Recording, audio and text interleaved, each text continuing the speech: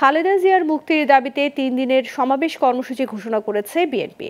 বুধবার দুপুরে নয়াপল্টনের কেন্দ্রীয় কার্যালয়ে দল ও অঙ্গ সংগঠনের যৌথ সভা শেষে সংবাদ সম্মেলনে বিএনপি মহাসচিব মির্জা ফখরুল ইসলাম আলমগীর এই কর্মসূচি দেন। সম্মেলনে উপস্থিত ছিলেন বিএনপির স্থায়ী কমিটির সদস্য মির্জা আব্বাস, গয়েশ্বরচন্দ্র রায়, সিনিয়র যুগ্ম মহাসচিব রুহুল কবির রিজভী সহ অনেকে। এ সময় মির্জা ফখরুল বলেন, একদলীয় ছদ্মবেশী শাসন কায়েম করেছে আওয়ামী লীগ। মিথ্যা মামলায় বিএনপি চেয়ারপারসনের ফরমায়েশি সাজা দিয়েছে সরকার। রাজনীতি থেকে দূরে সরিয়ে দিতে এই সাজা দেওয়া হয়েছে। বেগম খালেদা জিয়ার নিঃশর্ত মুক্তির দাবিতে আগামী 29 জুন বিকেল 3টায় রাজধানী নয়াপল্টন বিএনপির কার্যালয়ের সামনে সমাবেশ হবে। এছাড়া 1 জুলাই সারা দেশের মহানগরগুলোতে এবং 3 জুলাই জেলা সদরগুলোতে সমাবেশের ডাক দেন বিএনপি মহাসচিব।